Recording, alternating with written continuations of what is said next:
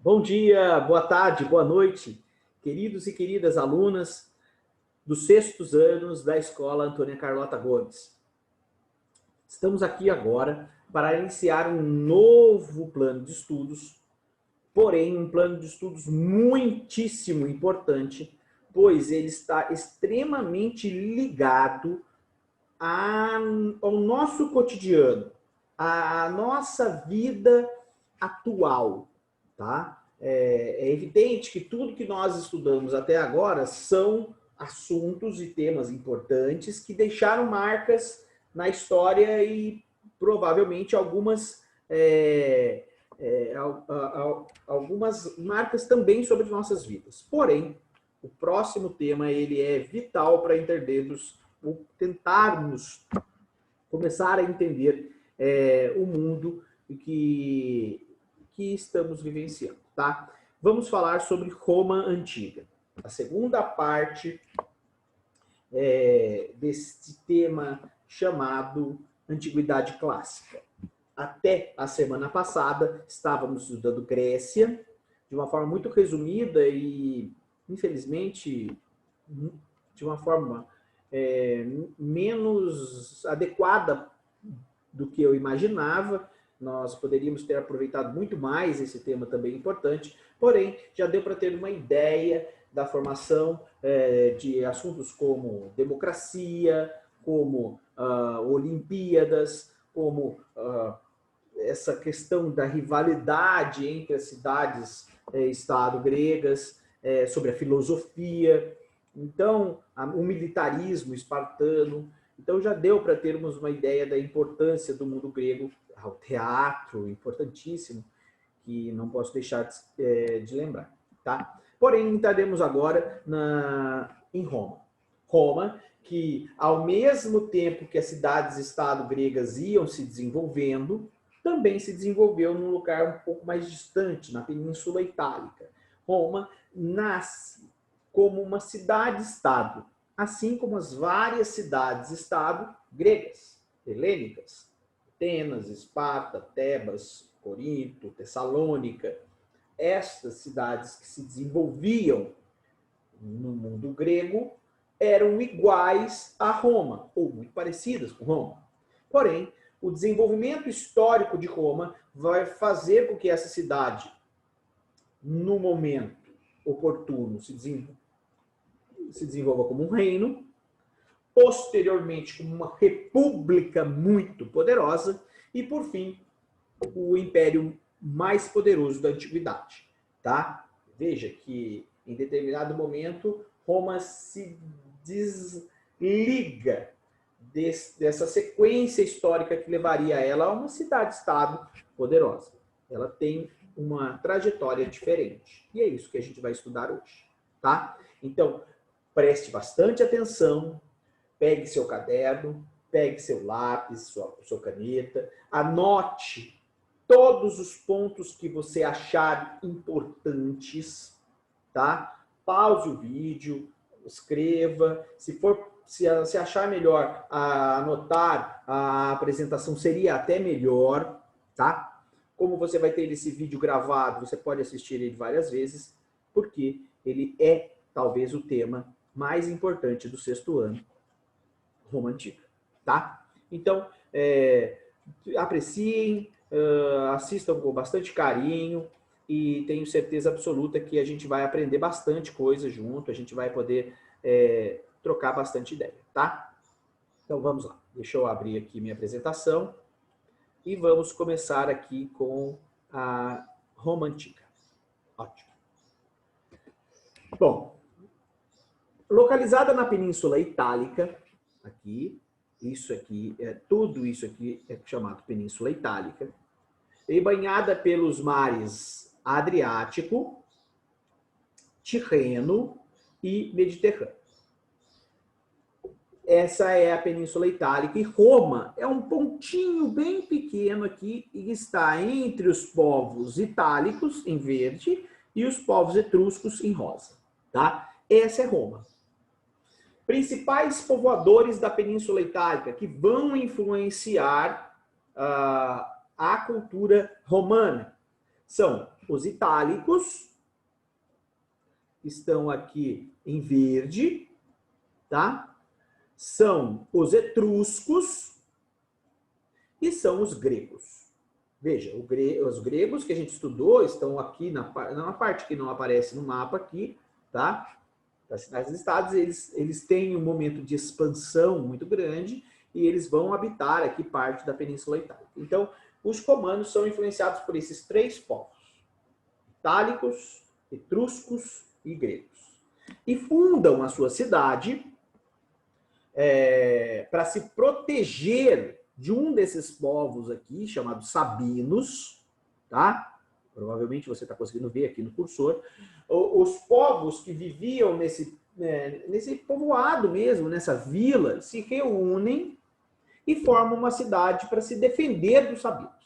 Essa cidade, no século VIII, aproximadamente no ano 790 a.C., vai se chamar Roma. Tá? Continuemos.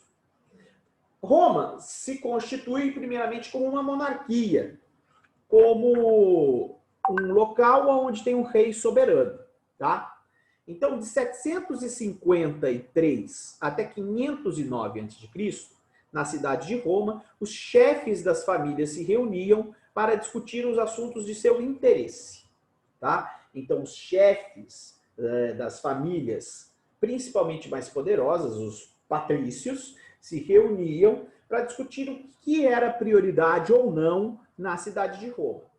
E definiam os reis. Tá? Então, essas famílias mais poderosas, mais ricas, os grandes proprietários de terra de Roma, definiam quem eram os reis. Lembrando que o rei, ele tendo mais poder, ele impõe mais respeito aos povos vizinhos, aos povos que possivelmente queriam invadir Roma. Então, esses reis, com o apoio dos chefes familiares, passaram a governar Roma nesse primeiro momento, na monarquia.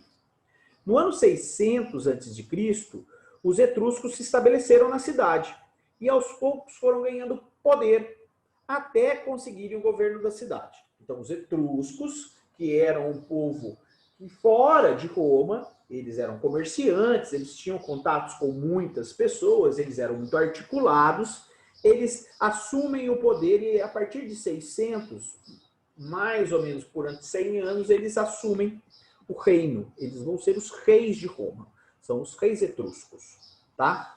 Então, povos de fora de Roma que governaram a cidade de Roma durante quase 100 anos. Como que era a sociedade romana neste primeiro momento em que eles eram um reino, uma monarquia? Eles tinham os patrícios, que eram os nobres, os aristocratas, os bem-nascidos, tá? Esses detinham os poderes políticos de fato. Os plebeus, que eram pequenos agricultores, artesãos ou mercadores, que eram romanos também, mas romanos pobres. Os clientes, que eram basicamente pessoas que eram adotadas, por assim dizer, pelos patrícios. Então, eram plebeus que deixavam de ser plebeus porque eram associados à figura dos patrícios. Então, os clientes eram uma classe aí entre os patrícios e os plebeus. E os escravos, que eram prisioneiros de guerra ou devedores, pessoas que não conseguiam pagar as suas dívidas e se tornavam escravos. Havia em Roma, nessa época, a escravidão por dívidas. Não se pagava as dívidas, se tornavam escravos. Roma prospera a partir de 600 com o domínio etrusco, esse domínio etrusco que é ligado aí a uma mentalidade mais comercial, e se moderniza. Tá? Qual que é a estrutura política de Roma? Como que se define, se divide o poder em Roma? Primeiro, o rei, claro, é evidente, certo? O rei, ele, como eu posso dizer, o rei, ele define o que pode e o que não pode fazer, só que ele não define sozinho. tá? Ele vai ter dois órgãos, duas instituições que vai ajudá-lo a governar. O Senado, basicamente formado por patrícios, por romanos poderosos, por romanos ricos, por romanos donos de terra, e pelas assembleias. Estas assembleias eram basicamente representadas por plebeus, compostas basicamente por soldados, tá? Por militares. Tá? Veja que o poder ele era muito restrito a poucas pessoas. Tá? Pois bem, só que os patrícios, não satisfeitos com os etruscos, um povo estrangeiro, no poder, promovem um golpe de Estado, uma trapaça jurídica e propõem para a população romana que os reis eram autoritários e não sabiam lidar muito bem com os povos romanos e tiram o último rei de Roma numa manobra jurídica e política e instauram a República. A República, que significa res público, no latim, significa coisa pública. Então, em 509, os patrícios derrubam o último rei etrusco, Tarquínio o Soberbo. Então, é tirado o rei e em 509 começa a segunda fase da história romana, chamada República Romana. Essa república é governada por magistrados, por, digamos, notáveis, pessoas que se destacam ou no Senado ou nas assembleias. Então, o poder que era basicamente exercido pelo Senado, pelas assembleias e pelo rei, ele vai ser dividido em outras instâncias, tá? Lembrando muito que, apesar de dividido, ele ainda vai ser exercido por mais pessoas, mas basicamente ele vai estar ligado só a um grupo, aos patrícios. Tudo bem? E isso vai ser uma questão muito importante dentro da República Romana. Tá? Os patrícios, dizendo que estavam dividindo o poder, na verdade eles estavam concentrando o poder na mão só dessa classe social, só dos romanos ricos. Tá? Então nós tínhamos os cônsules, nessa nova divisão do poder na República, que um deles governava o exército e o outro administrava a cidade. Então, tínhamos dois cônsules. Tínhamos os pretores, então os cônsules eram os administradores. Depois tínhamos os pretores, eram responsáveis por cuidar da justiça de Roma, como se fosse um ministro da justiça hoje. Os questores, que arrecadavam os impostos e cuidavam das contas públicas. Os edis, que observavam com relação ao abastecimento de água, conservação de ruas, a organização de espetáculos públicos, que via o funcionamento de fato da cidade. Os censores, que faziam o levantamento de dados, o levantamento do número de pessoas e a condição socioeconômica de cada pessoa. E os ditadores. O ditador, ele é uma figura que não existia sempre. O ditador, ele era eleito quando Roma estava passando por algum problema interno ou externo. Então, o ditador, que concentrava os poderes, mais ou menos parecido com o rei na monarquia, ele só era chamado, só era escolhido quando Roma corria algum risco. Tá? Muito bem. O Senado era formado por membros vitalícios, que pertenciam ao Senado até a morte. O vitalício é o que está em algum lugar e vai ficar até o final da vida.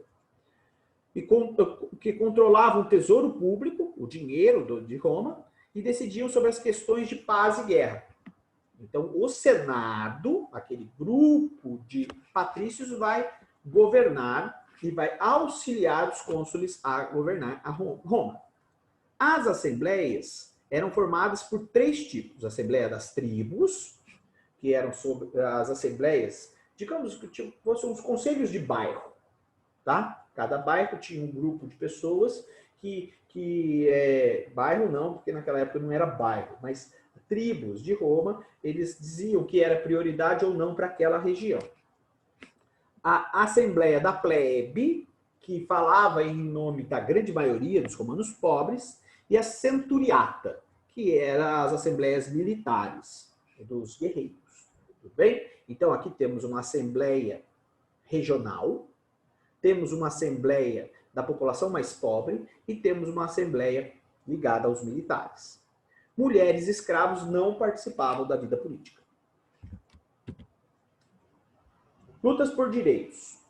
Lembra quando eu falei que havia uma disputa entre patrícios que queriam tomar o poder e os plebeus, que eram romanos também pobres, mas que queriam também participar das decisões políticas? Isso é muito importante. Os romanos, tanto pobres, principalmente ricos, eles percebiam que a política era vital para uma vida de qualidade.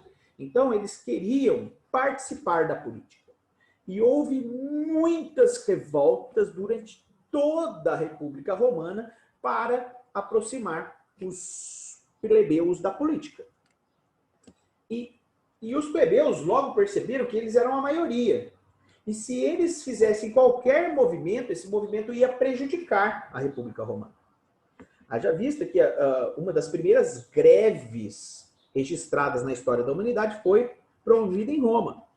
Os plebeus deixaram os seus postos de trabalho totalmente, e isso fez com que Roma parasse. E quando os plebeus perceberam que eles tinham esse poder, eles começaram a conseguir direitos políticos. O primeiro é o Tribunato da Plebe, em 494, que dava o direito de eleger um tribuno para a defesa dos interesses dos plebeus.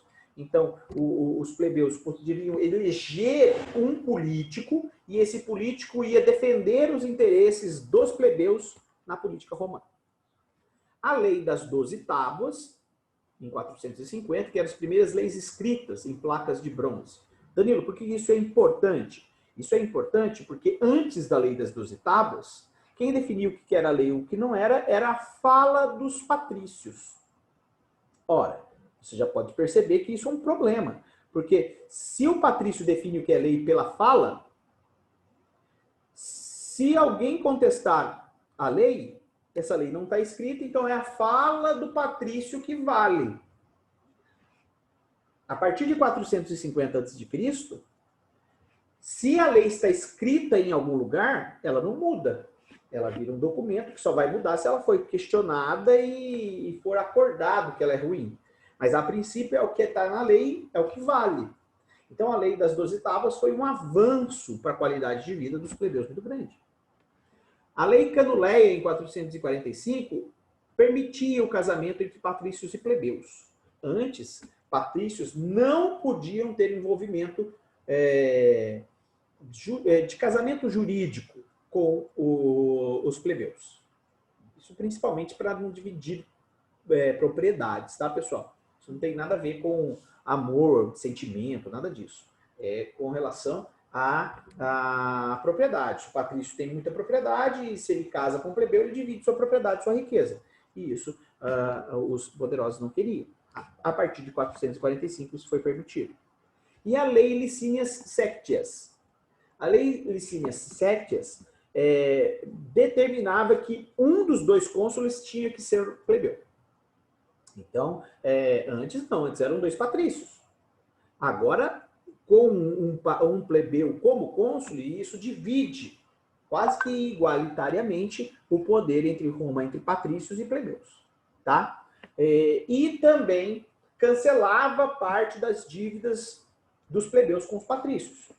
Então, essa lei, como os plebeus eles não conseguiam pagar as suas dívidas, eles tinham a sua, como eu posso dizer, eles tinham suas condições extremamente vinculadas aos patrícios. Haja vista que se eles não pagassem suas dívidas, eles viravam escravos, tá?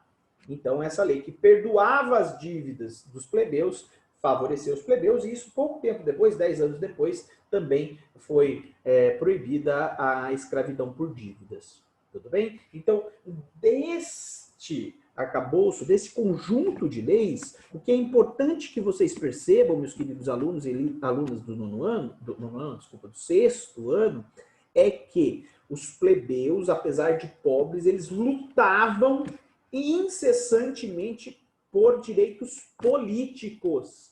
Eles sabiam que a política era importante e pressionavam os patrícios para participar da política. É isso que vocês têm que tirar dessa parte da aula, tá? Muito bem. Eu vou parar por aqui, pessoal. Eu vou parar por aqui, porque senão essa aula vai ficar muito longa e nós temos aí um quarto bimestre inteiro para falar sobre Roma, início, apogeu e decadência, e é bastante coisa. E se eu começar a trazer muitos assuntos, vai confundir a cabecinha de vocês. Então, essa questão da expansão romana eu vou deixar para a semana que vem, tá bom? Então, eu vou concluir aqui a minha transmissão, eu vou fechar aqui o compartilhamento e vou colocar para vocês que vocês precisam, para compor uma nota de recuperação ou para compor uma nota melhor, tá? Fazer um resumo sobre isso que eu disse agora. Tá? Você pode procurar na internet sem problema nenhum. Você pode anotar os tópicos que eu coloquei na apresentação. Mas eu quero que você fale basicamente sobre a formação de Roma, depois a monarquia romana, a divisão entre patrícios e plebeus, a deposição dos etruscos na monarquia e o início da república. Tá? Então, basicamente, se você conseguir colocar alguma coisa com relação a esse encadeamento de ideias, você pode assistir o vídeo quantas vezes você quiser, você já tem essa nota de recuperação aí adequada e tenho certeza absoluta que se você conseguir fazer isso que eu pedi, a sua média não ficará em menos de 7, 7,5, tá? Pessoal, eu gostaria de agradecer demais. Eu não queria que essa aula fosse muito longa, mas já estou sentindo que está passando aí dos nossos limites de compreensão. Então, na próxima semana, falaremos sobre a expansão romana, ou seja, quando Roma deixa de ser uma pequena cidade-estado e passa a crescer, se tornando a república com uma extensão territorial gigantesca a partir das guerras de conquista. Tá bem? Pessoal, muito obrigado. É sempre uma delícia poder falar com vocês. Espero que vocês fiquem bem. Estou morrendo de saudades. Tchau, tchau.